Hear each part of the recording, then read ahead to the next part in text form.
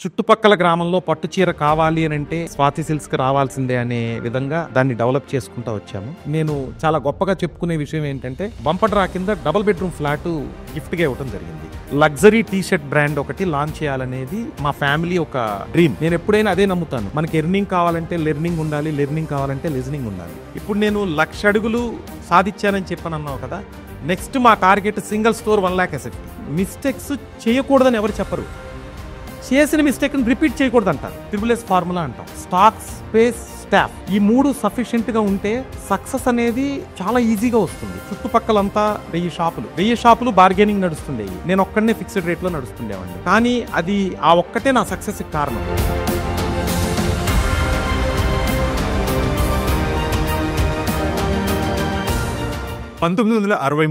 చీరాల్లో 10x10 అంటే ఒక 100 square feet విస్తీర్ణంలో ఒక బట్టల షాప్ పెట్టిన ఒక వ్యక్తి సెకండ్ జనరేషన్కి వచ్చేసరికి దాన్ని 1 lakh square feet కి తీసుకెళ్లారు. Swathi silks, Swathi shopping mall గా అందరికీ పరిచయం ఉన్న స్వాతి రమణ గారు ఈ రోజు మన way to news turning point లో గెస్ట్. ఆయనతో మాట్లాడి ఆయన స్టోరీ ఏంటో తెలుసుకుందాం. రమణ గారు, thank you so much way to news turning పాయింట్కి వచ్చినందుకు. ఎలా ఉన్నారు సార్? ఫైన్ సార్, మీ స్టోరీ ఏంటన్నది నాకు తెలుసు, ఓకే, మీ బ్రాండ్ ఏంటన్నది నాకు తెలుసు, కానీ తెలుగు ప్రజలకి మిమ్మల్ని మీరు ఇంట్రడ్యూస్ చేసుకోవాలి అంటే ఎలా చెప్తారు? నా పేరు వెంకటరమణ బాబు. మా నాన్నగారి పేరు జనార్దన్ రావు, మా అమ్మగారి పేరు రాజేశ్వరి. చాలామందికి రమణబాబు అనే దానికంటే కూడా స్వాతి రమణగానే బాగా తెలుసు. స్వాతి అనేది ఇప్పుడు నా పేరుకి ఇంటి పేరు అయిపోయింది. స్వాతి రమణ అనేది అందరికీ తెలిసిన పేరు. వస్త్ర వ్యాపారంలో 1963లో నాన్నగారు ప్రారంభించారు. సెకండ్ జనరేషన్గా నేను ఇదే బిజినెస్ని కంటిన్యూ చేస్తున్నాను. That's it. Okay, so almost 63 అంటే చాలా ఓల్డ్ బ్యాక్ బిజినెస్ అనేది ఒకటి. సెకండ్, చాలా ప్రెస్టీజియస్ బిజినెస్ అనేది మాకు అనిపిస్తుంది విన్నప్పుడు. 63లో మీ నాన్నగారు ఆ వస్త్ర వ్యాపారం స్టార్ట్ చేయడానికి అసలు ఆయనకి ఆలోచన ఎలా వచ్చిందనేది మీకు ఏమైనా ఐడియా ఉందా? ఆ స్టోరీ ఏమైనా చెప్పగలుగుతారా? నాన్నగారు అప్పట్లోనే BA లిటరేచర్, తనకి అప్పుడు గవర్నమెంట్ జాబ్ వచ్చింది. కానీ నాన్నగారికి వచ్చేటప్పటికి ఏంటంటే ఆ రోజుల్లో చీరాల మొత్తం మీద BA లిటరేచర్ చదువుకున్న వాళ్ళు చాలా కొద్దిమంది ఉంటారు. అప్పటి BA లిటరేచర్ అంటే ఎంత నాలెడ్జ్ ఉంటుందో మీకు తెలుసు. ప్లస్ తను కూడా తన థాట్స్ అన్నీ కూడా చాలా అగ్రెసివ్గా, చాలా ప్రొడక్టివ్గా ఉంటాయి. తను ఏంటంటే ఎక్కడో మనం జాబ్ చేసే బదులు మనమే సొంతంగా బిజినెస్ స్టార్ట్ చేద్దాం అని చెప్పని తన సంకల్పంతో చీరాల్లో వస్త్ర వ్యాపారం స్టార్ట్ చేయడం జరిగింది. వాళ్ళ మా ఫోర్ ఫాదర్స్ కానీ వాళ్ళెవరు కూడా ఈ బిజినెస్కి సంబంధించిన వాళ్ళు కాదు. వాళ్ళు ఒక చిన్న కిరాణా కొట్టు ఉండేది. నాన్నగారు వాళ్ళ నాన్నగారు వాళ్ళకి ఈ ఫీల్డ్కి సంబంధం లేదు. ఈ ఫీల్డ్కి వచ్చింది నాన్నగారి టైం నుంచే ఈ ఫీల్డ్లోకి రావడం జరిగింది. Understood, got it. సో మొదట వస్త్ర వ్యాపారం మొదలుపెట్టినప్పుడు దానికి ఉన్న పేరేంటి, ఆర్ లేకపోతే స్టార్ట్ చేసింది ఎక్కడ, ఏంటో చెప్పగలుగుతారా? చీరాల్లో మొట్టమొదట నాన్నగారు వ్యాపారం స్టార్ట్ చేసినప్పుడు నాగార్జున సిల్క్ సెంటర్ అనే పేరుతో ఉండేది. కొట్ల బజార్ అని చెప్పని చీరాల్లో వస్త్ర వ్యాపారం ఇప్పుడు MGC మార్కెట్ డెవలప్ అయింది. 1978 నుంచి MGC మార్కెట్ ప్రారంభించబడింది. 1978కి ముందర మొత్తం కూడా కొట్ల బజార్ అని ఒక ప్రాంతం చీరాల్లో ఉండేది. అక్కడే వస్త్ర వ్యాపారం జరిగేది. అక్కడ ఒక 10x10 షాపులో నాగార్జున క్లాత్ సెంటర్ అనే పేరుతో వ్యాపారం స్టార్ట్ చేయడం జరిగింది. ఓకే, దీనిని 1978లో MGC మార్కెట్ పెట్టిన తర్వాత నాన్నగారు వాళ్ళు నవయుగ టెక్స్టైల్స్ అనే పేరుతో దాన్ని పేరు మార్చి MGC మార్కెట్లో షాపు నెంబర్ 76. టోటలు చీరాల మొత్తంలో ప్రకాశం జిల్లాలో చాలా పేరుగా మాకు పేరు తీసుకొచ్చిన షాపు నవయుగ. ఓకే సార్, మీరు ఇందాక ఒక మాట అన్నారు 10x10లో షాప్ ఉండేది అని. 10x10 అంటే అసలు షాప్ అనేది చిన్న షాప్ కదా. అసలు దాంట్లో మీరు స్టాక్ పెట్టుకోవడము, లేకపోతే జనాలు చూపించడం, కస్టమర్లను ఎంగేజ్ చేయడం, ఇవన్నీ ఎలా చేసేవాళ్ళు? ఇప్పుడు ఇంకా 10 షాప్ అంటే ఒక చీరకు కావాలంటే ఇప్పుడు 2-3 వస్తారు, లేకపోతే 4 వస్తారు. పాత జనరేషన్లో 20 మంది 25 మంది వచ్చేవాళ్ళు. పెళ్లి బేరము అని చెప్పానంటే ఒక 20-25 మంది వచ్చేవాళ్ళు ఒక చీర కొనడానికి. ఇప్పుడు వీళ్ళు 10 షాపులో మా స్టాకు 5 షాపులో స్టాక్ ఉండేది. ఇంకా మనం కస్టమర్కి ఇవ్వడానికి అవకాశం ఉండేది 5. ఈ 5 షాపులో మనము కస్టమర్ని కూర్చోబెట్టేవాళ్ళం. దీంట్లో ఇంపార్టెంట్ పర్సన్స్ ఎవరైతే ఉన్నారో వాళ్ళ వరకు షాపులో కూర్చోబెట్టి మిగతా వాళ్ళకి బల్లలేసి బయట కూర్చోబెట్టేవాళ్ళం. ఇలాంటి సిచ్యువేషన్లో నాకు అనిపించేది రేపు ఫ్యూచర్లో మనం వ్యాపారం డెవలప్ చేయాలంటే ఖచ్చితంగా స్టాక్ ఎక్కువ పెట్టగలగాలి, స్టాఫ్ ఎక్కువ ఉండాలి, స్పేస్ ఎక్కువ ఉండాలి. ఇది నేను ఆ రోజే తెలుసుకున్నాను. దీన్నే మా భాషలో మా టెక్స్టైల్ ట్రేడ్కి సంబంధించి త్రిబుల్ ఫార్ములా అంటాం. ఓకే. స్టాక్, స్పేస్, స్టాఫ్ ఈ 3 సఫిషియెంట్గా ఉంటే సక్సెస్ అనేది చాలా ఈజీగా వస్తుంది. Okay, understood sir. సో నాగార్జునగా జర్నీ స్టార్ట్ అయింది, తర్వాత నవయుగగా అది పేరు మారింది. దాని తర్వాత నెక్స్ట్ స్టెప్ ఏముండింది సార్? అంటే ఎన్ని సంవత్సరాలు నవయుగ అన్న పేరుతో మీరు ఫంక్షన్ అయ్యారు?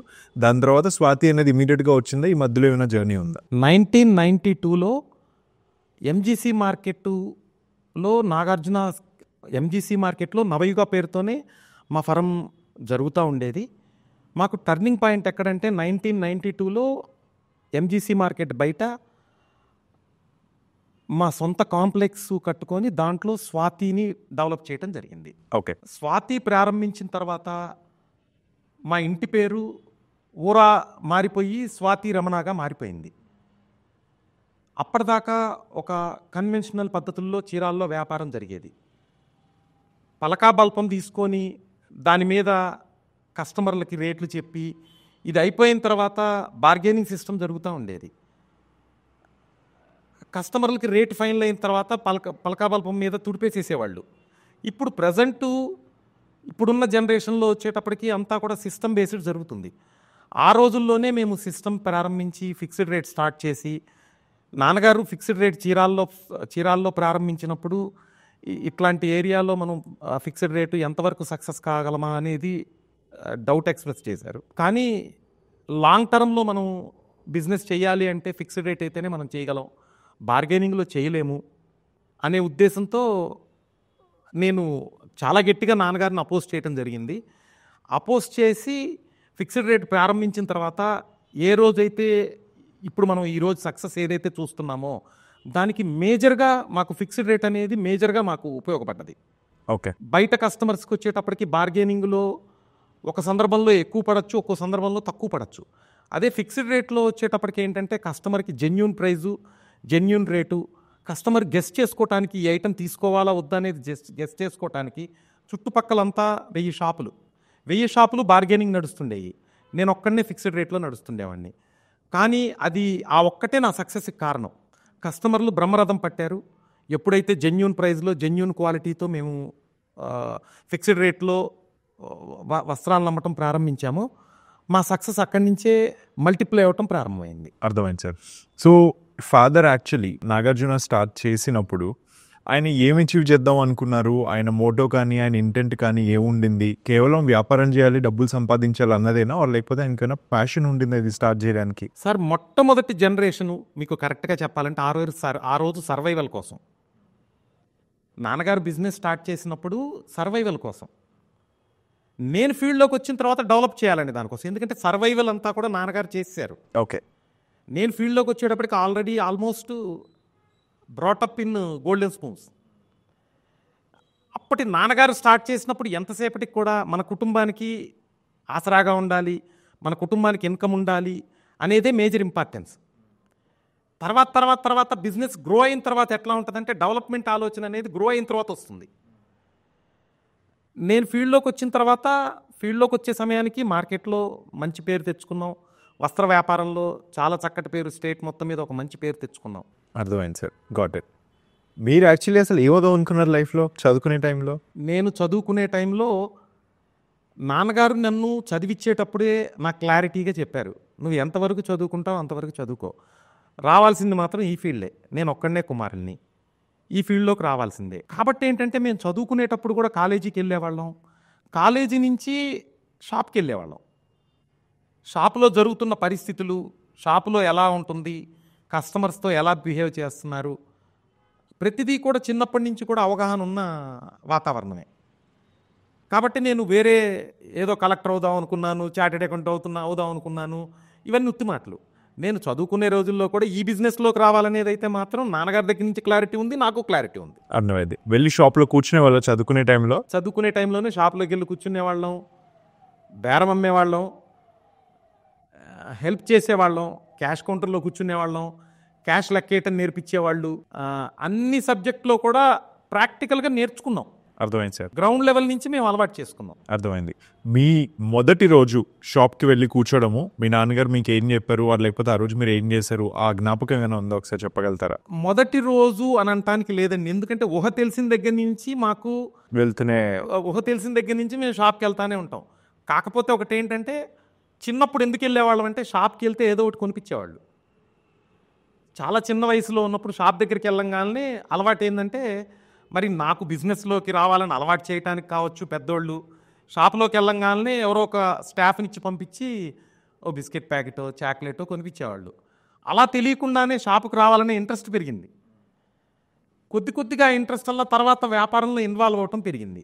ఆల్మోస్ట్ నేను ఇంటర్ పూర్తయ్యే సమయానికే బిజినెస్లో ఎలా ఉండాలి, ఎట్లా ఉండాలి, దేంట్లో ఎట్లా ప్రాఫిట్ వస్తుంది, కస్టమర్స్తో ఎలా డీల్ చేయాలి, ఫైనాన్షియల్ మేనేజ్మెంట్ ఎలా అనేది నాన్నగారు ఫస్ట్ నుంచి కూడా నోటితో చెప్పరు, తన నడవడికితో మనకు అలవాటు అయ్యేలాగా చేస్తారు. దీనికి నేను మీకు ఉదాహరణ చెప్తా. నేను షాప్ క్లోజ్ చేశారు, నేను నాన్నగారు ఫ్రెండు కారులో కూర్చున్నాం. షాప్ క్లోజ్ చేయటం అంటే దాదాపుగా ఒక 25 నుంచి 30 లాక్స్ ఉంటాయి షాప్కి. సైడ్ షట్టర్స్ కానీ ఫ్రంట్ షట్టర్స్ కానీ మొత్తం అంతా లాక్ అయిపోయినాయి. అందరం వెళ్ళి కారులో కూర్చున్నాం. డ్రైవర్ రెడీగా ఉన్నాడు, ఇంటికి బయలుదేరి వెళ్ళబోతున్నాం. అంతలోకి నాన్నకు తెలిసిన ఒక కస్టమర్ వచ్చారు. వచ్చి, జనార్దన్ గారు నాకు ఒక బ్లౌజ్ పీస్ కావాలండి, నాకు దాని విలువ 10 రూపాయలు. నాన్నగారిని అడిగితే షట్టర్ తలుపులు తీయిచ్చి, ఆ రోజు ఉన్న సిచ్యువేషన్లో షట్టర్ తలుపులు తీయిచ్చి నైట్ 10:30 అయింది. వాళ్ళకి కావాల్సిన 10 రూపాయలు బ్లౌజ్ పీస్ ఇచ్చి పంపించారు. ఒక వారం రోజుల తర్వాత నాన్నగారు ఫ్రెండ్ నాతో కలిశారు. కలిసి, అరే నీకు తెలుసా, నీకు నాన్నగారు ఆ రోజు ఎందుకు తీశారో అన్నాను. నేను అడిగాను మీ నాన్నని, 10 రూపాయల జాకెట్ ముక్క కోసం నీకు అవసరమారా, 20 తాళాలు తీయిచ్చావు, ఒక 10 రూపాయల జాకెట్ ముక్క అమ్మావు అని.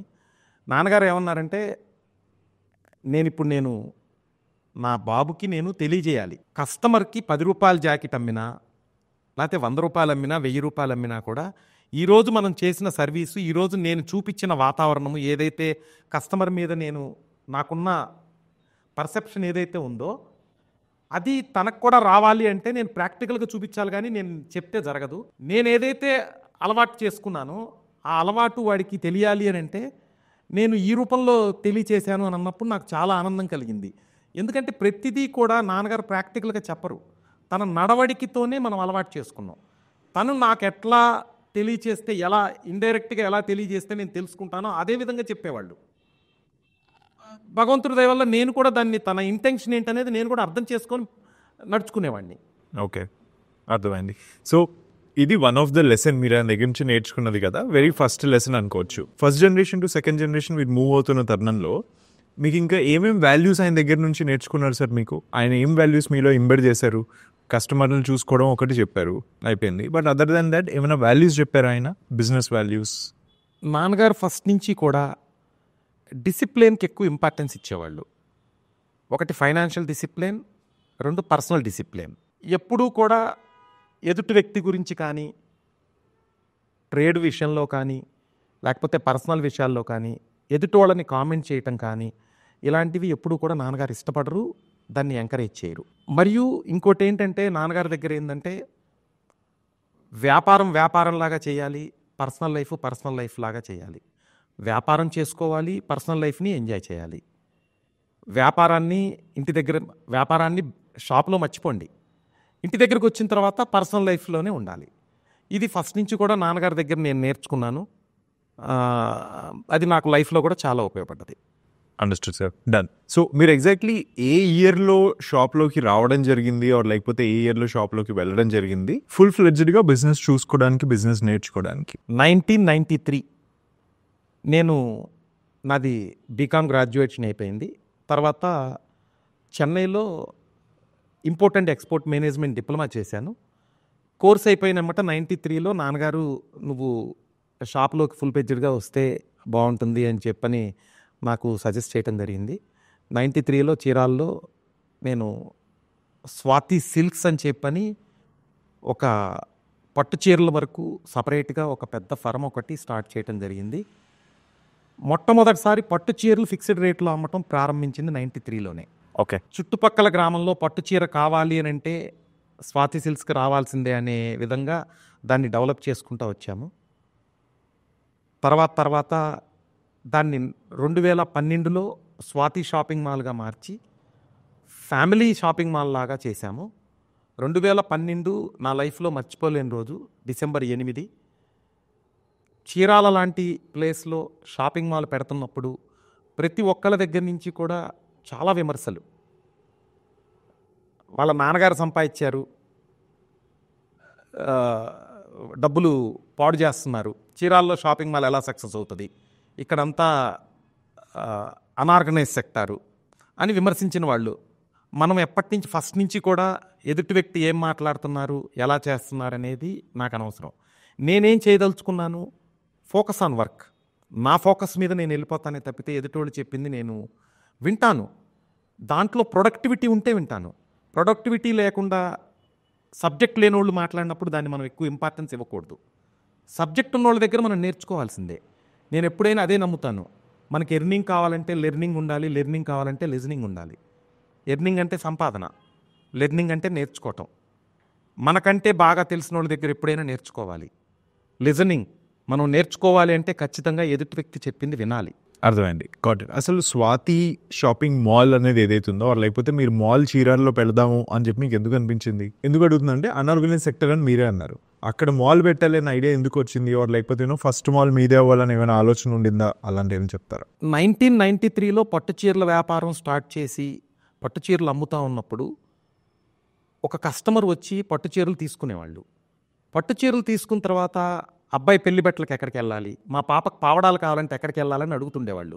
ఇది చిన్న చిన్నగా నేను చెన్నైలో చదువుతున్నప్పుడు శరవణ స్టోర్స్, పోతీ స్టోర్స్కి రెగ్యులర్గా విజిట్ చేసేవాడిని. విజిట్ చేసినప్పుడు చీరాల్లో మనం ఇలాంటిది పెట్టచ్చా అనేది ఒకసారి మనసులో పెట్టచ్చా పెట్టకూడదా అనేది అప్పటి నుంచే నాకు ఒక ఆలోచన అనేది ఉండేది.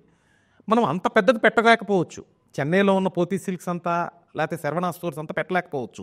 మన ఊరికి తగ్గట్టుగా మనం పెడితే ఎలా ఉంటుంది అనేది ఒక థాట్ అయితే అప్పటి నుంచి ఉంది. ఏ రోజైతే షాపింగ్ మాల్ లాగా అది మనసులో పెట్టుకొని నేను స్టార్ట్ చేయడం జరిగిందో 2012 డిసెంబర్ 8న చీరాల మొత్తం షాక్. చీరాల్లో షాపింగ్ మాల్ పెడతారు, అది సక్సెస్ అవుతుంది అనేది నేను తప్పితే ఎవరు నమ్మలా. అలాంటిది టోటల్ చీరాల నమ్మని వాళ్ళు లేరు. తర్వాత జరిగిన ఏ డెవలప్మెంట్ జరిగినా కూడా మా ట్రేడ్లో 100% నా తర్వాత జరిగిన డెవలప్మెంట్ని గమనించుకొని ఇక్కడ మనం వ్యాపారం చేయొచ్చు అని చెప్పని తర్వాత మమ్మల్ని ఫాలో అయిన వాళ్ళే. ఓకే. ఈ అన్ఆర్గనైజ్ సెక్టర్లో మీరు మాల్ స్టార్ట్ చేసిన తర్వాత ఇనిషియల్ ఫ్యూ డేస్ అంటే డెఫినెట్లీ జనాలు చూసి ఇదేంటి ఇంత పెద్ద ఇది వచ్చింది మన చీరాల్లో అని చెప్పి అనుకున్న వాళ్ళు ఉంటారు, మిమ్మల్ని విమర్శించిన వాళ్ళు ఉన్నారు. వీళ్ళందరూ కూడా మీరు ఏం పెట్టారు, ఏం చేస్తున్నారు అన్న చూసినప్పుడు ఫస్ట్ కొద్ది దినాలు ఎలా ఉండింది వాళ్ళ ఎక్స్పీరియన్స్, లేకపోతే మీ ఎక్స్పీరియన్స్ ఎట్లా ఉండింది? మొదటి రోజు షాపింగ్ మాల్ ప్రారంభించిన రోజు చీరాల్లో మాకు ఇంత బ్రహ్మరథం పడతారనేది, సక్సెస్ అవుతాం అనేది ఒక నమ్మకం ఉంది. కానీ మా షాపు దగ్గర నుంచి రైల్వే స్టేషన్కి సుమారుగా ఒక 500 మీటర్లు ఉంటుంది. ఓపెనింగ్ రోజు 10:40కి ప్రారంభించడం జరిగింది. నైట్ 11:30 వరకు రైల్వే స్టేషన్ దాకా కంటిన్యూ క్యూ ఎవరం కూడా మనం ఫామ్ చేయలేదు. కస్టమర్లే వాళ్ళే ఫామ్ చేసుకున్నారు. అంటే అలాంటి సిచ్యువేషన్ ఎలా హ్యాండిల్ చేయాలో కూడా తెలియదు. ఎందుకంటే మనం ఎక్స్పెక్ట్ చేసాము, సక్సెస్ అవుతామని ఎక్స్పెక్ట్ చేశాం. కానీ ఇంత బ్రహ్మరథం పడతారు, ఇంత సక్సెస్ అవుతాం అనేది దాన్ని ఎలా హ్యాండిల్ చేయాలో కూడా మాకు తెలియదు. ఓకే.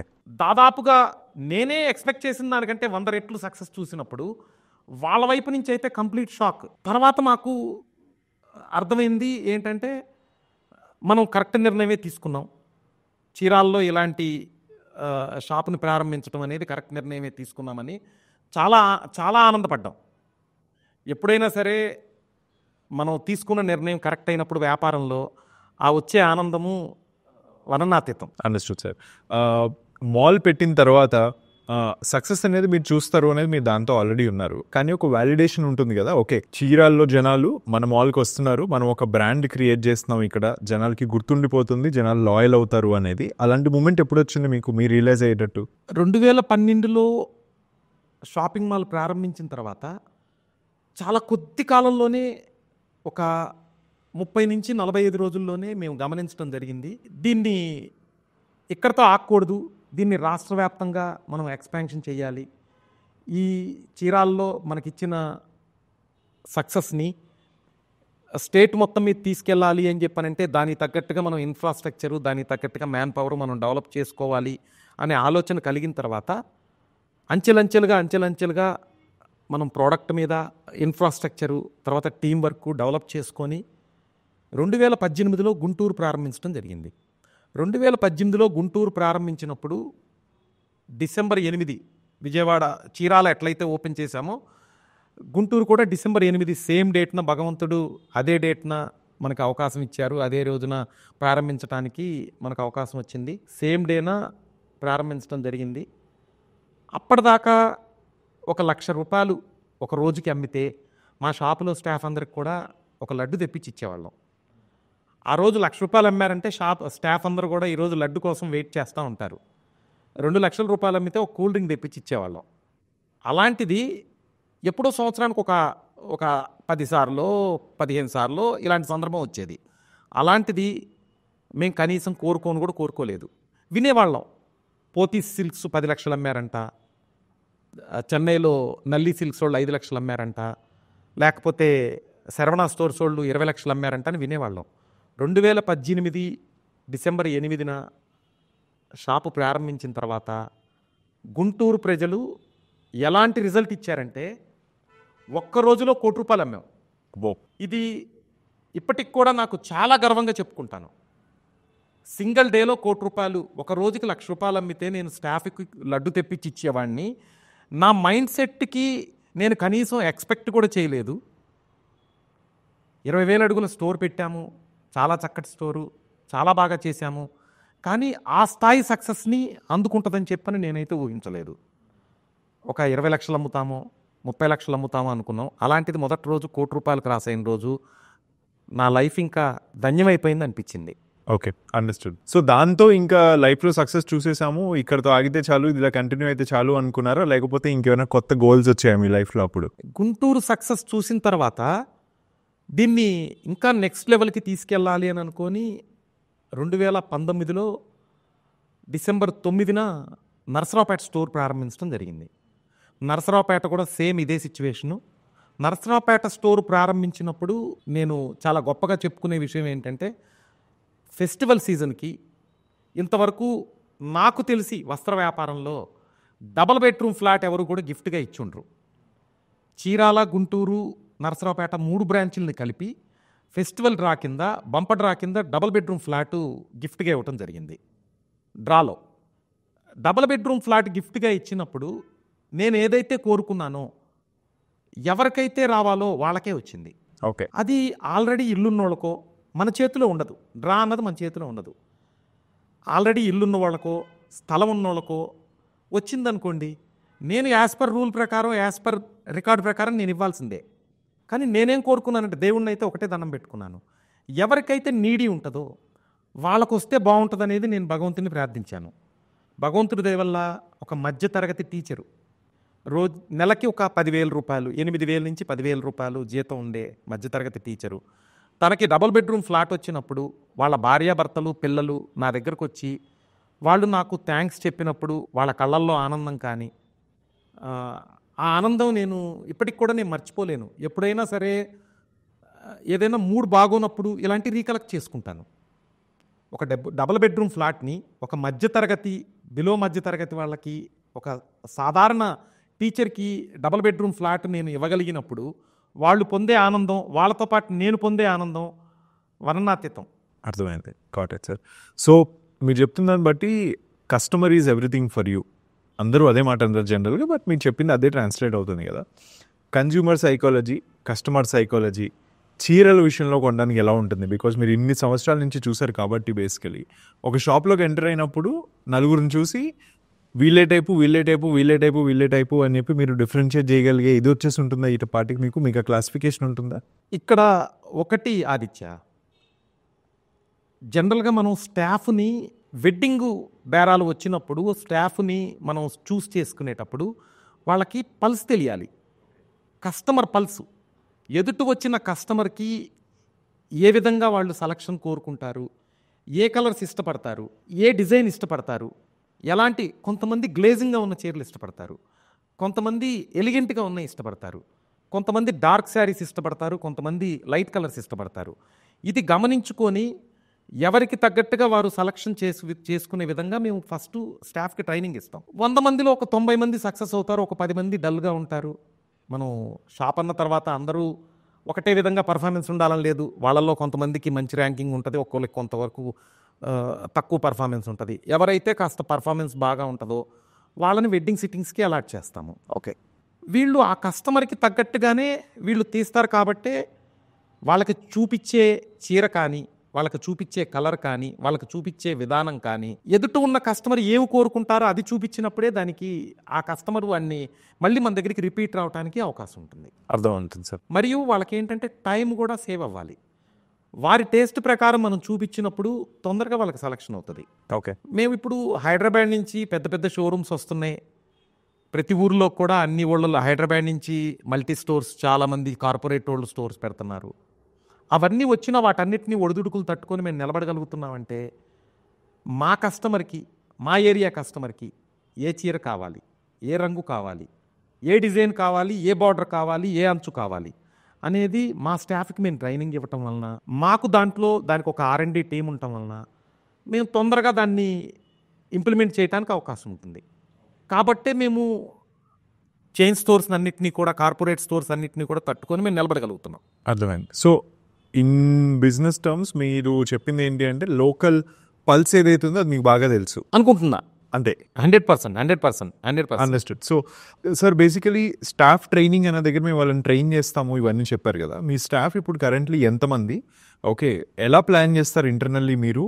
మిగతా వాటితో పోలిస్తే ఆ ఒడిదుడుకులు అన్నీ మీరు తట్టుకుంటున్నారు అంటే మీరు ట్రైన్ చేసే విధానం ఏంటి? ముఖ్యంగా స్టాఫ్ని ట్రైన్ చేసే విధానం ఏంటంటే, మొట్టమొదట నా దగ్గర నుంచి ఎవరైతే ఫస్ట్లో సీనియర్స్కి ఎవరైతే ఉన్నారో వాళ్ళ కింద వాళ్ళకు ఒక బాధ్యత అప్పచెప్తాం. వాళ్ళు ఒక 10 మందిని తయారు చేయాలి. ఆ 10 మంది ఇంకో 10 మందిని తయారు చేయాలి. ప్రతి ఒక్కళ్ళని ఒక స్టెప్ వరకే మనం చేయగలం. ఒక స్థాయి దాటిన తర్వాత అందరికీ మనము ప్రత్యక్షంగా మనం మాట్లాడలేము, ప్రత్యక్షంగా వాళ్ళని ట్రైనింగ్ చేయలేము. నా కింద 10 మంది ఉండేవాళ్ళు మొట్టమొదట. నా 10 మంది 100 మందిని తయారు చేశారు. ఆ 100 మంది 500 మందిని తయారు చేశారు. ఇప్పుడు ప్రజెంట్ 500 మంది వర్కర్లు మా స్టాఫ్ అందరూ కూడా ఇండైరెక్ట్గా కానీ డైరెక్ట్గా కానీ మా వేరోస్లో కానీ మా బ్రాంచెస్లో కానీ ఒక 500 మందికి జీవనోపాధి మేము కలిగిస్తున్నాం. 500 ఫ్యామిలీలు మా వల్ల జీవనోపాధి పొందుతున్నారు. అది చాలా గర్వంగా చెప్పుకుంటున్నాం. Okay, understood. మీరు స్టార్ట్ చేసిన దగ్గర నుంచి స్వాతి సిల్క్స్ అని స్టార్ట్ చేశారు, తర్వాత మాల్ పెట్టారు. మీరు మాట్లాడే వాక్యాల్లో కూడా పట్టు చీరలు అనేది ఎక్కువ కనిపిస్తున్నది. ఎందుకు పట్టు చీరల మీద అంత ఫ్రెండ్జీగా ఉన్నారు మీరు? మీ స్పెషాలిటీ ఏంటి దాంట్లో? ఇష్టమైన క్వశ్చన్ అడిగారు. పట్టు చీరలు శుభానికి సూచకం. ప్రతి పెళ్ళి, ప్రతి కార్యక్రమం, ప్రతి శుభకార్యం మన ఆంధ్ర తెలంగాణలో పట్టు చీరతో ప్రారంభం అవ్వాల్సిందే. మీ దగ్గర 100 కోట్ల నగలు ఉన్నాయండి, మా పట్టు చీర లేకపోతే మీ నగలకు వాల్యూ లేదు. పట్టు చీరకి అంత వాల్యూ ఉంది మన ట్రెడిషన్లో. కానీ ప్రతి పెళ్ళికి, ప్రతి శుభకార్యానికి పట్టు చీర చాలా అవసరం. నేను పుట్టింది, నేను పెరిగింది ఒక చేనేత ప్రాధాన్యత గల చీరాల్లో హ్యాండ్లూమ్స్కి చాలా ప్రసిద్ధి. పుట్టిన వాతావరణం కానీ, పెరిగిన వాతావరణం కానీ, చీర నేయటం ఎలా, చీర తయారు చేయటం ఎలా, ఏ రంగు చేస్తే బాగుంటుంది, కస్టమర్లు ఇష్టపడతారు, ఏ చీరకి ఏ అంచు పెడితే ఇష్టపడతారు, ఏ కస్టమర్కి ఏది కావాలి అనేది ఉన్న ప్రాంతం వల్ల కానీ, మా కుటుంబ నేపథ్యం వల్ల కానీ, చిన్నప్పటి నుంచి మన షాపులో మనం తిరిగిన వాతావరణం వల్ల కానీ, పట్టు చీరలు అమ్మాలి అనేది ఒక ప్యాషన్. ఇప్పటి వరకు మీరు నమ్మగలరా? 10 లక్షల పెళ్ళిళ్ళకి స్వాతి షాపింగ్ మాల్లో పట్టు చీరలు ఇచ్చామని. వావ్. సుమారు 10 లక్షలు. 10 లక్షల పెళ్ళిళ్ళకి, వెడ్డింగ్స్కి మేము పట్టు చీరలు ఇవ్వగలిగాము అంటే ఎంత ఆనందం. అంత శుభకార్యాల్లో మా పాత్ర కూడా ఉంటుంది, మా చేయి కూడా ఒక చిన్న చేయూతుంది అనేది, మా చేయి కూడా ఉంది అంటే ఎంత ఆనందంగా ఉంటుంది ఆదిత్య. తర్వాత ఇంకొకటి గొప్పగా చెప్పుకోవాల్సింది ఏంటంటే, జనరల్గా పట్టు చీరలు తెస్తుంటారు, అమ్ముతుంటారు, ఇవన్నీ కామన్గా జరిగేవే. అగ్గిపెట్టులో మనం ఎప్పుడో విన్నాం, బ్రిటిష్ వాళ్ళ కాలంలో విన్నాం, అగ్గిపెట్టులో పట్టు చీరలు తయారు చేశారంట, ఇది మనం ఇండియాకి చాలా గొప్పతనం అని చెప్పుకునేవాళ్ళం. అలాంటిది మాకున్న వీవర్స్తో ఉన్న అనుబంధం వల్ల కానీ, వాళ్ళతో మాకున్న రిలేషన్ వల్ల కానీ, మేము చెప్పి వాళ్ళ చేత పాత రోజుల్లో ఏదైతే టెక్నిక్ ఉందో ఆ టెక్నిక్ తెలిసిన వీవర్ని పిలుచుకొని వాళ్ళ చేత నేయించి అగ్గిపెట్టెలో పట్టు చీరని తయారు చేయించి మా అన్ని షాపుల్లో కూడా ప్రదర్శనకు పెట్టాం. కస్టమర్లు చూస్తానికి ప్రతిరోజు కూడా 1000 నుంచి 1500 మంది ఒక్కొక్క బ్రాంచ్కి వచ్చేవాళ్ళు. చూసిన ప్రతి ఒక్కళ్ళు కూడా సెల్ఫీలు తీసుకొని వెళ్ళేవాళ్ళు, ఫోటోలు తీసుకొని వెళ్ళేవాళ్ళు. అసలు అగ్గిపెట్టెలో పట్టు చీర ఎలా కుదురుతుంది అని చెప్పని తెలుసుకోవటానికి వచ్చేవాళ్ళు.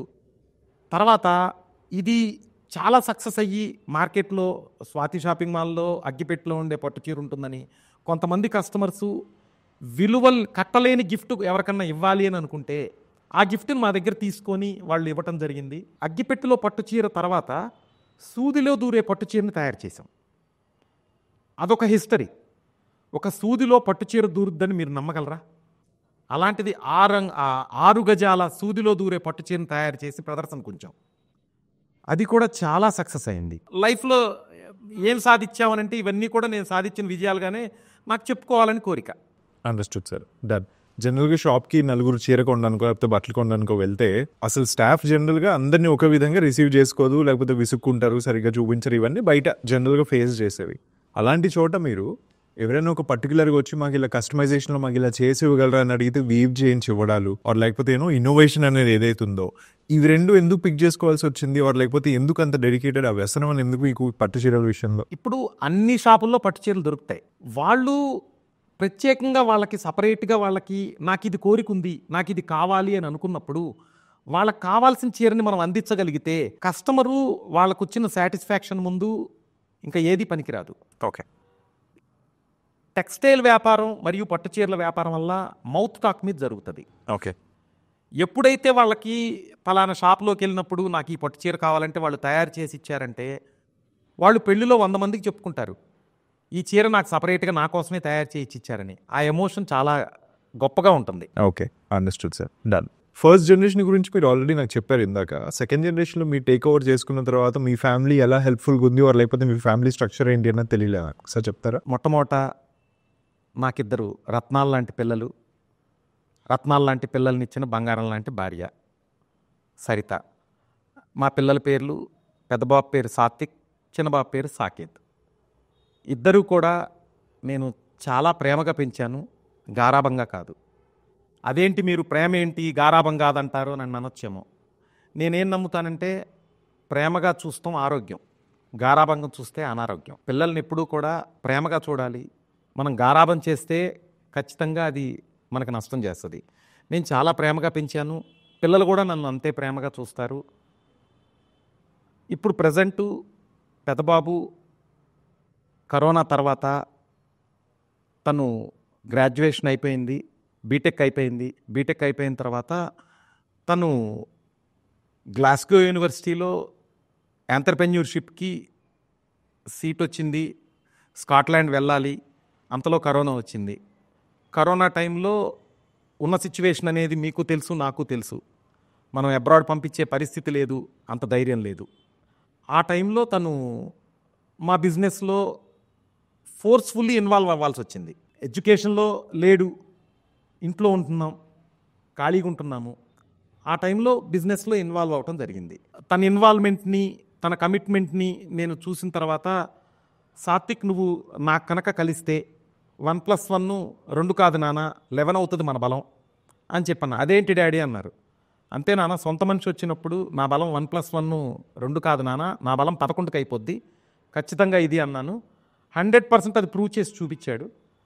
సాత్విక్ వచ్చిన తర్వాత అప్పటిదాకా 3 బ్రాంచులుగా ఉండేది, తర్వాత ఒంగోలు, ఖమ్మం, విజయవాడ 3 బ్రాంచులు ఓపెన్ చేయడం జరిగింది. చాలా అగ్రెసివ్ థాట్స్తో కొత్త జనరేషన్కి ఉండాల్సిన సాఫ్ట్వేర్ టెక్నిక్స్ అన్నీ ఇంప్లిమెంట్ చేసుకుంటా బిజినెస్ ఇంటెలిజెన్స్ని ఇంప్లిమెంట్ చేసుకున్నాం బిజినెస్లో. అప్పటిదాకా సెకండ్ జనరేషన్ లాగా ఉన్నది నెక్స్ట్ మోడ్లోకి స్వాతి షాపింగ్ మాల్ మారిపోయింది. థర్డ్ జనరేషన్ సాత్విక్ వచ్చిన తర్వాత టెక్నికల్గా కానీ సాఫ్ట్వేర్ విషయంలో కానీ చాలా రిపోర్ట్స్ విషయంలో కానీ చాలా స్ట్రాంగ్గా మారటం జరిగింది. తర్వాత సెకండ్ బాబు వచ్చేటప్పటికి సాకేత్, తను ఇప్పుడు ఫ్యామిలీ బిజినెస్ కోర్స్ బాంబేలో చేసుకుంటున్నారు. దాంతో పాటుగా తను ఇప్పుడు పెద్దబాబు చిన్నబాబు ఇద్దరూ కలిసి ఇప్పుడు స్వాతి షాపింగ్ మాల్ అనేది ఒక వర్టికల్, మా సెకండ్ వర్టికల్ వచ్చేటప్పటికి లగ్జరీ టీషర్ట్ బ్రాండ్ ఒకటి లాంచ్ చేయాలనేది మా ఫ్యామిలీ ఒక డ్రీమ్. వనాయ్ లక్స్ ప్రైవేట్ లిమిటెడ్ అనే ఒక సంస్థను స్థాపించి స్టార్టప్ కంపెనీ చేశాము. ఇప్పుడు దీని ఉద్దేశం ఏంటంటే 5,000 నుంచి 10,000 రూపాయల విలువ గల T shirt, luxury T shirt brand, unique T shirts, celebrities, ఇండియాలోనే టాప్ మోస్ట్ సెలబ్రిటీస్ ఎవరైతే ఉన్నారో అలాంటి సెలబ్రిటీస్ కోరుకునే టేస్ట్లో టీషర్ట్స్ డిజైన్ చేయటం ప్రారంభించాం. ఓకే. డిజైన్స్ కానీ డిజైనర్స్ కానీ చాలా మంచి టీం దొరికింది. దీని లాంచింగు త్వరలో లాంచ్ అవబోతుంది. క్లాత్ కానీ క్వాలిటీ కానీ డిజైన్లు కానీ నెక్స్ట్ లెవెల్లో ఉండబోతున్నాయి. నెక్స్ట్ జనరేషను దాని మీద ఫోకస్ పెట్టారు. అదొక వర్టికల్ మా స్వాతి షాపింగ్ మాల్లో అదొక వర్టికల్ ప్రారంభమైంది. Okay, understood sir. Done sir. Fashion అనేది చాలా ర్యాపిడ్గా మారుతూ వస్తుంది, అవునా? ప్యాంట్ షర్ట్ దగ్గర నుంచి టీ షర్ట్, ట్రౌజరు ఇవన్నీ మారుతూ వచ్చి ఇప్పుడు ఏంటంటే మళ్ళీ లూజ్ బట్టలు ఇవి అవి చాలా వివిధ ఇవి వచ్చేసాయి కదా. మీరు కూడా ఇప్పుడు ఏమన్నారు, లగ్జరీ టీ షర్ట్స్ కూడా మేము స్టార్ట్ చేసిన ఒక సెగ్మెంట్కి అని చెప్పి అన్నారు. ఈ ర్యాపిడ్ చేంజ్ ఏదైతే ఉందో దాంతో మీరు ఎలా ఇవాల్వ్ అవుతున్నారో, లేకపోతే మీరు ఎలా దానికి అకస్టమ్ అవుతున్నారు, దానికి తగినట్టుగా ఎలా నిలబడుతున్నారు? ఇప్పుడు పాత రోజుల్లో ఒక డిజైన్ తయారైతే దాన్ని మార్కెట్లోకి కన్జ్యూమర్ దగ్గరికి వచ్చిన తర్వాతే కొద్ది రోజులు ఆ కన్జ్యూమర్ అంతా వాడిన తర్వాత ఓల్డ్ అవటం జరిగేది. ఇప్పుడు ఎప్పుడైతే సోషల్ మీడియా స్ట్రాంగ్ అయిందో, ఎప్పుడైతే వాట్సాప్లు, ట్విట్టర్లు, ఫేస్బుక్లు, ఇన్స్టాగ్రామ్లు ఎప్పుడైతే వచ్చినాయో చాలా తొందరగా అది మార్కెట్లో ఫ్యాషన్ అవుట్డేట్ అయిపోతుంది. ఇప్పుడు ఏమవుతుందంటే ఒకప్పుడు సిటీలో ఒక విధమైన ఫ్యాషన్ ఉండేది, విలేజెస్లో ఒక విధమైన ఫ్యాషన్ ఉండేది. సోషల్ మీడియా వచ్చిన తర్వాత ఆల్మోస్ట్ ఫ్యాషన్ అనేది ఎవ్రీవేర్. సిటీలో ఫ్యాషన్ విలేజ్ల్లో కూడా వాడుతున్నారు, టైర్ 2 సిటీస్లో వాడుతున్నారు, టైర్ 3 సిటీస్లో వాడుతున్నారు. కాబట్టి మనం R&D మీద ఫోకస్ చేసుకోవటం, వరల్డ్లో ఉన్న ఫ్యాషన్ మొత్తాన్ని అబ్జర్వ్ చేసుకోవటం, దీన్ని ఫాలో అవుతా వెళ్ళిపోవటం, ఇది జరుగుతున్నంత కాలమే ఈరోజు మార్కెట్లో మనం ఉండగలం. లేకపోతే మనం ఎగ్జిట్ అయిపోవాల్సిందే. Understood sir. Done. Okay. So sir, scale విషయంలో చూసుకుంటే మీరు ఎంత విస్తీర్ణంలో ఉన్నావో, లేకపోతే ఎంత లగ్జరీస్గా మీరు బిల్డ్ చేశారు ఇది ఆ టౌన్స్లో?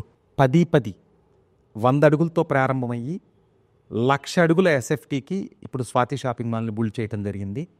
అది చాలా ఆనందమైన విషయం. 1,00,000 అడుగుల SFTతో, రిటైల్ స్పేస్తో, మంచి షాపింగ్ ఎక్స్పీరియన్స్తో, కస్టమర్స్కి కావాల్సిన చాయిస్తో మేము మంచి డిజైన్ అని వాళ్ళ కస్టమర్స్కి ఇవ్వగలుగుతున్నాము. ఇది చాలా గర్వంగా చెప్పుకుంటాం. ఓకే. 10/10 ఆలోచించుకొని 1,00,000 ఆలోచించినప్పుడు మీకు ఎలా అనిపిస్తుంది సార్ ఓవరాల్గా కూడా? చాలా ఆనందంగా ఉంటుంది. 10 షాపులో సగం సరుకు పెట్టుకోవడానికే సరిపోయేది. కస్టమర్లో ఒకళ్ళు ఇద్దరు లోపల ఉండేవాళ్ళు, మిగతా వాళ్ళు బయట బల్లలేసి కూర్చోపెట్టేవాళ్ళం. కావాల్సిన సరుకు ఉండదు, చూపించడానికి స్పేస్ ఉండదు, కస్టమర్ని కూర్చునే అవకాశం ఉండదు. కస్టమర్స్ ఉంటారు కానీ దానికి తగ్గ స్పేస్ లేనప్పుడు మనం సర్వ్ చేయలేం. అందుకే కదా నేను ఇందాక మీతో చెప్పింది 3S అని. సఫిషియెంట్ స్పేస్ ఉండాలి, సఫిషియెంట్ స్టాక్ ఉండాలి, సఫిషియెంట్ స్టాఫ్ ఉండాలి. ఈ 3 నేను నెరవేర్చుకున్నాను. ఈ 3 నెరవేర్చుకున్న తర్వాత ఒక లైఫ్ సాటిస్ఫాక్షన్. Understood sir. మీ నాన్నగారు కష్టపడ్డం మొదలుపెట్టిన దగ్గర నుంచి 1963లో ఇప్పుడు మీరు చెప్తున్నట్టు చూసుకుంటే ఓవరాల్గా కూడా 10/10 to 1,00,000 స్క్వేర్ ఫీట్ దాకా వచ్చినప్పుడు మీ లైఫ్ చాలా సార్టెడ్గా, చాలా కంఫర్టబుల్గా, వెల్ సెటిల్గా ఉంటుంది. సో ఇంకా లైఫ్లో అన్ని తీరిపోయినట్టుగా మీ కష్టాలు కంఫర్ట్గానే ఉన్నారుగా మీరు? ఆదిత్య, కంఫర్ట్ జోన్స్ ఎప్పుడైనా సరే డేంజర్ జోన్స్. ఎలా అంటే ఎప్పుడైనా సరే లైఫ్లో ఇక నేను కంఫర్ట్గా ఉన్నాను, ఇక నాకు ఇంకేం చెయ్యాల్సిన పని లేదు అని అన్నప్పుడు నీలో డెవలప్మెంట్ ఉండదు. ఖచ్చితంగా మనం 10 అడుగులు వేయగలిగితే 20 అడుగుల కోసం ప్రయత్నించాలి, 20 అడుగులు వేయగలిగితే 40 అడుగుల కోసం ప్రయత్నించాలి. ఇప్పుడు నేను 1,00,000 అడుగులు సాధించానని చెప్పని అన్నావు కదా, నెక్స్ట్ మా target single store 1,00,000 SFT. Wow. Okay. మా ప్లానింగ్ నెక్స్ట్ రాబోయే స్టోరు ఒకరోజు లేట్ కావచ్చు, ఒక్క స్టోర్ 1,00,000 SFTతో పెట్టాలనేది మా ఎయిము, మా కోరిక. ఎప్పుడైనా సరే ఈసీజీ ఎప్పుడూ కూడా గమనించే ఉండొచ్చు నువ్వు. సరళంగా ఉన్న ఈసీజీ మనిషి బతకనట్టు లెక్క. అప్ అండ్ డౌన్స్ ఉండాలి, అంటే జయాలు ఉండాలి, అపజయాలు ఉండాలి. అప్ అండ్ డౌన్స్ ఎప్పుడూ కూడా సరళంగా ఉన్నప్పుడు మనిషిలో ఏ డెవలప్మెంటు ఉండదు. ఈసీజీలో ఎట్లయితే సరళంగా ఉంటే కనుక మనిషి చచ్చిపోయినట్టు లెక్క ఎట్లా ఉంటుందో అప్ అండ్ డౌన్స్ చూడాలి. మనం ఎప్పుడైతే అప్పు కోసం ప్రయత్నిస్తామో ఒక్కొక్కసారి అపజయం అనేది ఉంటుంది. ఆ అపజయం వచ్చినప్పుడు అందుకనే ఏం చెప్తారంటే మిస్టేక్స్ చేయకూడదని ఎవరు చెప్పరు, చేసిన మిస్టేక్ని రిపీట్ చేయకూడదు అంటారు. మిస్టేక్ ఖచ్చితంగా చేస్తాం. మనం వ్యాపారం చేస్తున్నా లేకపోతే విడిగా అయినా సరే మన లైఫ్లో కానీ ఖచ్చితంగా మిస్టేక్స్ చేస్తాం, కానీ దాన్ని రిపీట్ చేయకూడదు. Okay, understood. అంత చిన్నతనం నుంచి ఇక్కడ దాకా మీరు చూసిన దాంట్లో మీరు లైఫ్లో నేర్చుకున్నవి ఏమున్నాయి? What are the lessons that you learned in life sir? నేనేమనుకుంటున్నానంటే డబ్బుని సమయాన్ని వృధా చేయకూడదు. ఎలా అంటే మనం కష్టపడి సంపాదించిన సొమ్ము ఒక మంచి పనికి వాడచ్చు. వృధా చేయకూడదు అన్నాను కానీ ఖర్చు పెట్టకూడదు అనలేదు. మంచి పనికి వాడచ్చు. అలానే సమయాన్ని కూడా వృధా చేయకూడదు. పోయిన సమయం రాదు. ప్రతి నిమిషం కూడా ప్రతి సెకండ్ కూడా వాల్యుబుల్. ఎవరికైనా ఇప్పుడు వచ్చే యంగ్ జనరేషన్కి కానీ నేను ఒక సింగిల్ ప్రిన్సిపల్ చెప్తాను, డబ్బును వృధా చేయొద్దు, సమయాన్ని వృధా చేయొద్దు. కరోనా టైంలో ఆ రోజు నేను 2020కి ముందల నేను ఫీల్డ్లోకి వచ్చిన దగ్గర నుంచి నేను కష్టపడి వ్యాపారం బుల్డ్ చేసుకున్నాను, డబ్బులు సంపాదించుకున్నాను. ఆ టైంలో నేను కష్టపడ్డాను, నా దగ్గర 10 రూపాయలు డబ్బులు ఉన్నాయి కాబట్టే కదా. అవసరానికి ఎవరైతే ఉన్నారో మా స్టాఫ్లో వాళ్ళందరికీ కూడా ప్రొవిజన్స్ ఇవ్వటం జరిగింది. మా స్టాఫ్లో కొంతమంది హాస్పిటలైజ్ అవ్వటం జరిగింది. వాళ్ళందరినీ కూడా సేఫ్గా ఇంటి దగ్గరికి తీసుకురాగలిగాం. నాకు చేయగలిగినంత వరకు సహాయం చేయగలిగాం. అదే ఒక గుడి కడుతున్నారు, ఒక మంచి కార్యం చేస్తున్నారు, దానికి ఒక డొనేషన్ కావాలి, ఇవ్వగలిగాను. ఎక్కడి నుంచి ఇవ్వగలిగాను? ఈ సంస్థ నుంచే ఇవ్వగలిగాను. వ్యాపారం చేశాను, కష్టపడ్డాను కాబట్టి దాంట్లో వచ్చే సంపాదన నుంచే ఇవ్వగలిగాను.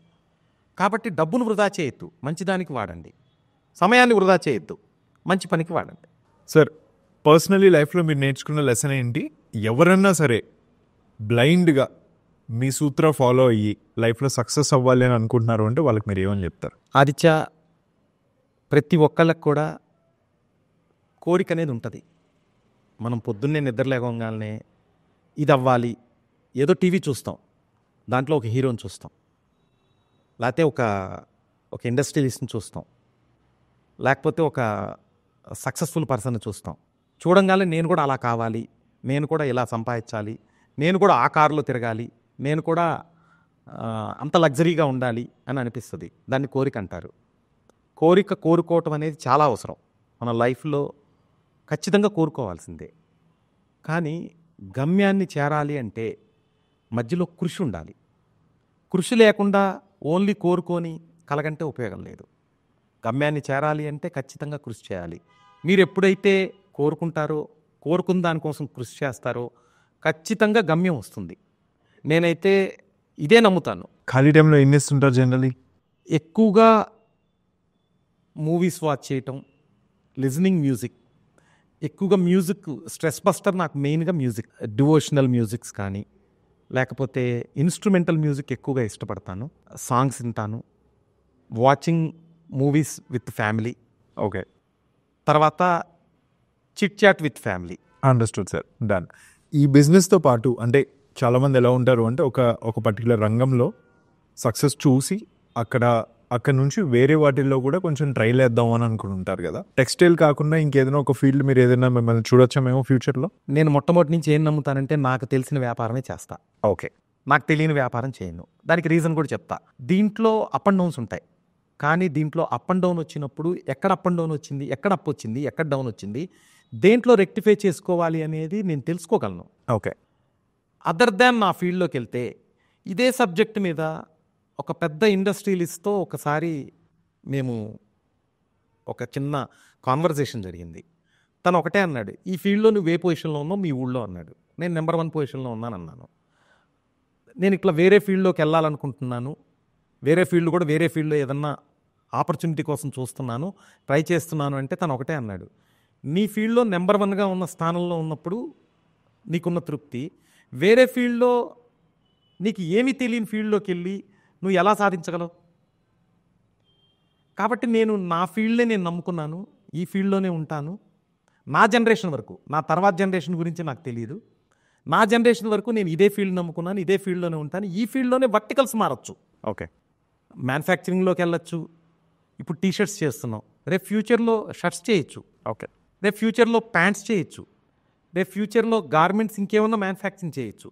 కానీ నా వరకు నేనైతే మాత్రం ఈ ఫీల్డ్ని మించి దాటి నేను వేరే ఫీల్డ్లోకి వెళ్ళను. సార్ 1963లో 10x10 షాప్ పెట్టినప్పుడు అది చాలా చిన్నది కదా, యాక్చువల్లీ ఆల్మోస్ట్ ఒక 100 స్క్వేర్ ఫీట్ అన్నట్టు వస్తుంది. ఆ టైంలో మీరు ఎట్లా హ్యాండిల్ చేశారు అసలు? నాన్నగారి టైంలో 10x10 షాపు ఓపెన్ చేసినప్పుడు దాంట్లో 5x5 స్టాక్ పెట్టడానికే సరిపోయేది. కస్టమర్ వచ్చేవాళ్ళు, పాత జనరేషన్ ఏంటంటే ఇప్పుడు ఒకళ్ళు ఇద్దరు వచ్చేవాళ్ళు. పాత రోజుల్లో వాళ్ళ బంధువుల్ని, వాళ్ళ ఫ్రెండ్స్ని, రిలేషన్ని అందరూ కలిపి వచ్చేవాళ్ళు. ఒక పట్టు చీర కావాలంటే మీరు నమ్ముతారో నమ్మరో 15 నుంచి 20 మంది వచ్చేవాళ్ళు. మా షాప్ చూస్తేనేమో 5x5. 5x5 షాపులో కస్టమర్ని కూర్చోబెడతామా, చీర ఓపెన్ చేసి చూపిస్తామా, వాళ్ళకి ఏం సర్వీస్ ఇవ్వగలం? వాళ్ళల్లో ముఖ్యమైన వ్యక్తుల్ని లోపలికి పిలిచి మిగతా వాళ్ళందరికీ బయట చిన్న చిన్న స్టూల్స్ పెట్టి అక్కడ వాళ్ళు కూర్చునేవాళ్ళు కస్టమర్స్. ఆ రోజే నాన్నగారు చెప్పిన ఇండిగ్రెంట్స్ ప్రకారం కానీ, ఆ రోజున్న పరిస్థితుల వల్ల కానీ, నేను ఫీల్డ్లోకి వచ్చిన ఎమ్మటే నేను గమనించింది ఏంటంటే, ఏ రోజుకైనా 1,00,000 అడుగులు స్టోర్ చేయాలి, ఏ రోజైనా సరే రిటైల్ స్పేస్ 1,00,000 అడుగులు నా చేతిలో ఉండాలి. కస్టమర్ని కూర్చోపెట్టడానికి, కంఫర్ట్గా కూర్చోపెట్టడానికి లేనప్పుడు మనం సేల్స్లో ఎక్కడ చేయగలం, డెవలప్మెంట్ ఎక్కడ చేయగలం? ఆ రోజే ఒక నిర్ణయానికి వచ్చాను. సఫిషియెంట్ స్పేస్ కావాలి, సఫిషియెంట్ స్టాక్ కావాలి, సఫిషియెంట్ స్టాఫ్ కావాలి. దీన్నే నేను SSS ఫార్ములా అంట. Okay, understood. సార్, బట్టల వ్యాపారం చేస్తున్న వాళ్ళకి, టెక్స్టైల్ ఇండస్ట్రీలో ఉన్న వాళ్ళకి ఒక మేజర్ ప్రెస్టీజ్ ఏముంటుంది అంటే, ఇదిగో ఈ పర్టికులర్ సంస్థకు మేము ఇవి ప్రొవైడ్ చేస్తాము, ఇట్లా ఉంటుంది కదా. అలాంటిది మీకు ఏమైనా వచ్చిందో ఆపర్చునిటీ ఎప్పుడన్నా? ఆదిత్య, ఇప్పుడు చిన్న ప్రపంచం నుంచి మేము ఈ ఫీల్డ్లోకి రావటం జరిగింది. చాలా చిన్న షాపు, ఇంతకుముందు కూడా చెప్పడం జరిగింది. కానీ దాన్ని డెవలప్ చేయాలి, ప్రతిరోజు కూడా డెవలప్మెంట్ కోసమే కష్టపడ్డాం. ఈ డెవలప్మెంట్ చేయాలనే కుతూహలంతో అప్పట్లో మా షాప్కి ఎవరైనా ఒక విఐపి కస్టమర్ వస్తే, తర్వాత వచ్చిన కస్టమర్లందరికీ ఆ విఐపి మా దగ్గరకు వచ్చారు, మా దగ్గర కొన్నారు అని చెప్పుకోవడానికి చాలా గర్వంగా చెప్పుకునేవాళ్ళం. ఒక ఎమ్మెల్యే మా దగ్గరకు వచ్చి ఒక చీర కొనుక్కొని వెళ్తే, ఒక ఎంపీనో లేకపోతే ఆ ఊరు ప్రెసిడెంటో, ఒక సెక్రటరీనో, ఒక ఆర్గనైజేషను హెడ్డో మా దగ్గరకు వచ్చినప్పుడు వాళ్ళు వెళ్ళి షాపులోకి వచ్చి పర్చేస్ చేసి వెళ్ళిన తర్వాత వచ్చిన ప్రతి కస్టమర్స్ కూడా పలానా వ్యక్తి మా దగ్గరకు వచ్చారు అని గొప్పగా చెప్పుకునేవాళ్ళం. అప్పట్లో ఉన్న జనరేషన్ కూడా దాన్ని అయ్యే వారే వచ్చి వీరి దగ్గర కొన్నారు అంటే చాలా ప్రెస్టీజియస్గా తీసుకునేవాళ్ళం. ఆ రోజే ఒక నిర్ణయానికి వచ్చాం, ఏదైనా మనం ఒక మంచి ఆర్గనైజేషన్కి మనం సప్లై ఇవ్వాలి, ఆ రకంగా మనం బిల్డప్ చేసుకోవాలి మన ప్రొఫైల్ని అని. తిరుపతి దర్శనానికి వెళ్ళినప్పుడు కళ్యాణం చేయించేవాళ్ళం. కళ్యాణం చేయించినప్పుడు కండవా తర్వాత బ్లౌజు, మా మదర్కి బ్లౌజు, మా నాన్నగారికి కండవా ఇవ్వటం జరిగింది. ఇచ్చినప్పుడు ఒక ఆలోచన వచ్చింది, అదే కండవాని అదే బ్లౌజ్ని మనం ఎందుకు ఇవ్వకూడదు? ఈ ఫీల్డ్లో ఇన్నాళ్ళ నుంచి ఉన్నాం, వీవర్స్తో మనకు కనెక్షన్ ఉంది, దానికి తగ్గ టెక్నికల్ నాలెడ్జ్ ఉంది, దానికి తగ్గ చేయగల కెపాసిటీ ఉంది, మనం ఎందుకు ఇవ్వకూడదు అనే ఆలోచన వచ్చిన తర్వాత ఆ రోజు నుంచి ఒక 5 సంవత్సరాలు కష్టపడ్డాం టీటీడీకి సప్లై ఇవ్వాలి అని. ఒకరోజు టెండర్ రావటం జరిగింది, ఆ టెండర్లో మేము పార్టిసిపేట్ చేయడం జరిగింది. Best quality, best price, best design మమ్మల్ని సెలెక్ట్ చేసుకున్నారు. టీటీడీలో స్క్రూటినీ ఎలా ఉంటుందో మీ అందరికీ తెలుసు, చాలా హార్డ్ స్క్రూటినీ ఉంటుంది. అవన్నిటినీ జయించి మేము టెండర్ని గెలుచుకోవటం జరిగింది. ఇది ఎంత ఆనందం అంటే, నా లైఫ్లో నా చివరి బ్రెత్ వరకు కూడా మీరు సాధించిన దాంట్లో ఏముంది అని అంటే టీటీడీకి సప్లై చేసింది అనేది గర్వంగా చెప్పుకోగలను. ఎందుకంటే తిరుమల తిరుపతి దేవస్థానానికి వెళ్ళి ఒక పూట దర్శనం చేసుకుంటేనే దాని వైబ్రేషన్ సంవత్సరం మొత్తం ఉంటుంది. అలాంటి తిరుమల తిరుపతి దేవస్థానానికి కళ్యాణం చేయించుకున్న ప్రతి ఒక్కళ్ళకి ఒక సంవత్సరం పాటు మా కండవానే కప్పుకున్నారు, మా బ్లౌజే వాళ్ళు ధరించారు అంటే మాకెంత ఆనందంగా ఉంటుంది. తర్వాత ఒక సంవత్సరం తిరుమల తిరుపతి దేవస్థానంలో పనిచేసే స్టాఫ్ అందరికీ కూడా యూనిఫామ్ కూడా మనం సప్లై ఇవ్వటం జరిగింది. తిరుమల తిరుపతి దేవస్థానంలో వచ్చిన భక్తులకి, స్వామివారి దగ్గర పనిచేసే ఉద్యోగస్తులకి మా వస్త్రమే సప్లై చేయటం జరిగింది. అది నేను ఏ రోజు కూడా మర్చిపోలేను. Understood sir, done. రమణ గారు, thank you so much waiting న్యూస్కి వచ్చినందుకు. ఓకే, మీ జర్నీ చాలా చక్కగా చెప్పారు, మాకు కొన్ని లెసన్స్ నేర్పించారు, మీరు నేర్చుకున్నవి ఏంటో కూడా చాలా ఇంట్రెస్టింగ్గా చెప్పారు అనమాట. నెక్స్ట్ మీరు వేరే వర్టికల్లో మళ్ళీ మొదలుపెట్టి ఇంకొక టర్నింగ్ పాయింట్ గురించి మాట్లాడడానికి సిద్ధంగా ఉన్నప్పుడు మనం మళ్ళీ కూర్చుందాం, మళ్ళీ కలుద్దాం. Until then thank you so much sir. Welcome. Thank you. నా పేరు రమణబాబు, స్వాతి షాపింగ్ మాల్ ఎండీని. మీరు చూస్తున్నారు రేటు న్యూస్ టర్నింగ్ పాయింట్.